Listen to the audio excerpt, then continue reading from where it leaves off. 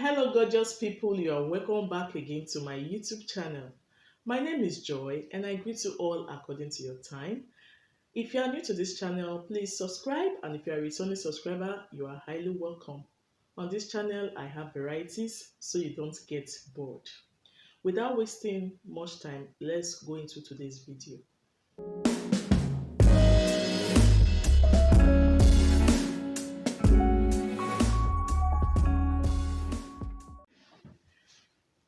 I'm glad to bring to you the latest changes to the Canada visa immigration application. Like, it's now more favorable. If the previous options were like kind of difficult for you, like you couldn't really go through any of those options, there are now easier options, like I can assure you.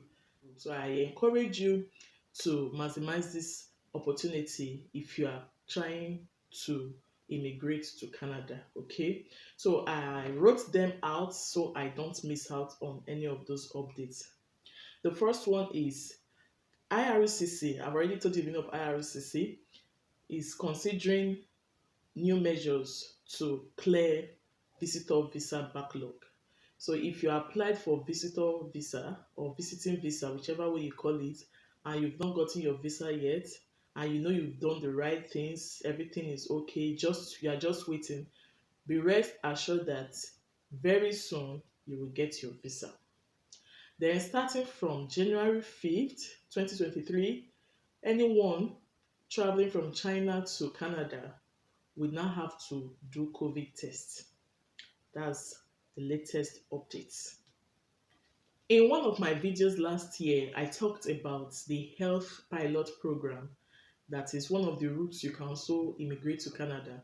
And I said as of last year that closed application and that they were going to resume this year, 2023, January to be precise. So I'm glad to announce to you that they finally started taking applications. Let me read what I have here. It says, Canada Caregiver Programs opening for new applications on January 1st. This is under two categories, Home Child Care Provider Pilot and Home Support Worker Pilot, which will start accepting application from on the 1st of January 2023. Although there are little changes and I'm going to be mentioning them, please listen carefully. The program, they are just going to be taking 5,500 applications and they are dividing it equally. So meaning the home child care pilot program will just be 2,750 and the other one, the support worker, will be 2,750 as well. Then this program, these categories, now their mode of applications are different as well.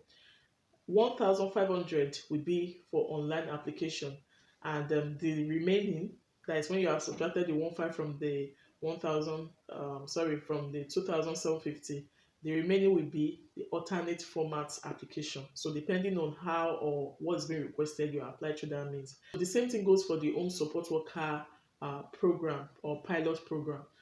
But unfortunately, on that very day they announced this, they were able to achieve the 1,500 online applications for the child care option. So we still have for the remaining, category and the alternate format. So if you have not applied yet and this particular program looks like what you will love, kindly utilize this opportunity. The good thing about this program is that it's direct to permanent residency. So the next update is, as from January 2023, Canada will extend work permit eligibility for spouse, partners, and dependents that have attained a working age. Before now, the spouses were only eligible if their partner were to be doing a high-skilled job. That's when the spouse could work. But now, they've extended it to every member of the family, provided they've reached the working age. That's also a good news. The next point here is Canada Agri-Food Pilot to accept 2,750 applications this year, 2023. In one of my videos, when I talked about immigrating as a low or semi-skilled worker, I mentioned Agri-Food Pilot Program. So now, application is open. If you know you fall into this category, please seize this opportunity before they will have gotten their quota for this year. The next update is Canada now has new immigration appeal rules and is effective from January 14, 2023. One of my videos again, I talked about what to do when your application is stuck or is delayed, and I mentioned so many things here. So now changes to this is that there are now new immigration appeal rules. So if you have issues with your application, or your application was not approved by the immigration officer, or maybe you have already landed Canada and you're having issues with your maybe permanent resident card or any issues at all, you can now appeal. Okay, you can now appeal. Sometimes it could just be an oversight from the immigration officer to disapprove your application. Other times it could also be your fault. The essence of this appealing is to make things right. It is also a good news. The next update is, as of January 18, 2023, IRCC have updated their processing times for their visa applications. Irrespective of the route you are trying to take, they are now processing times. And processing times is when your application has been received by them till the time a decision is made. So with this update or with this new change, this will give an applicant a faint idea of when you should expect the application to be approved. I know somebody commented on one of my videos that he was expecting to hear from IRCC or something. So now they are now processing times. I'm going to be displaying the new processing times in my next slide, so kindly check it out. If you have any application that falls into any of these, you now have a rough idea of when you should expect a decision to be made on your application.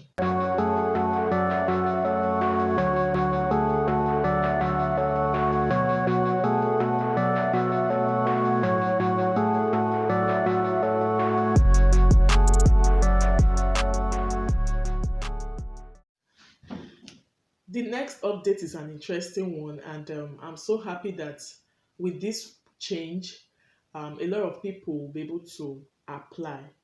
So this next one is Canada Immigration will be holding targeted express entry draws in 2023 in alignment with Bill C-19 and Immigration Minister's mandate letter by creating different categories. Okay, the good news is that the targeted draw will comprise a portion of overall invitations to apply. Overall, they are not going to select some and leave some. So the targeted draws will also get what invitations to apply. I think I need to let you guys know, because you may be asking what are the new targeted express entry draws. So the essence of this is to solve chronic labor shortage. So if you are to apply as a French speaking person, it will just be you'll be assessed based on that language alone. That's why it's called targeted express entry. So it's not so broad again. So it will now be easier for you to apply. Do you understand? By the time you are immigrating as a francophone immigrant. And just cite that's just one of it. Then it will also be based on work experience in a particular occupation. For example, let me say you are a farmer. Farming is broad. Maybe you rear cattle, not all just animals, you rear cattle. If you are to apply, I'm just citing an example in this new update, in this new program, you could just see an option for they are looking for someone that rears cattle. It's now more targeted, so it's better for people. Some people have skills that have not been, recognized. So if yours falls into this, better for you, okay? Most people go to Canada for schooling with the mind of becoming permanent residents maybe as soon as they are done. With this one, with this option, with this new update, it will be easier for them to transition to permanent resident, because you know why? They've now been trained by the Canadian system. Instead of going to really pick people from outside or from outside the country, for example, they will just make use of their students and make them permanent workers. So that's also a very good one. That's a very good one. So I so much love this particular update because it's going to help a lot of people. Sometimes it takes some student time to become permanent resident. It's not always that easy for them to transition into permanent residence or to get permanent job. But with this option, they can transit to graduate and from graduate to permanent residence. Since they have now been trained, they are now fluent, you know, they are now grounded in the economy. Then this will also help to transition temporary foreign worker to permanent resident.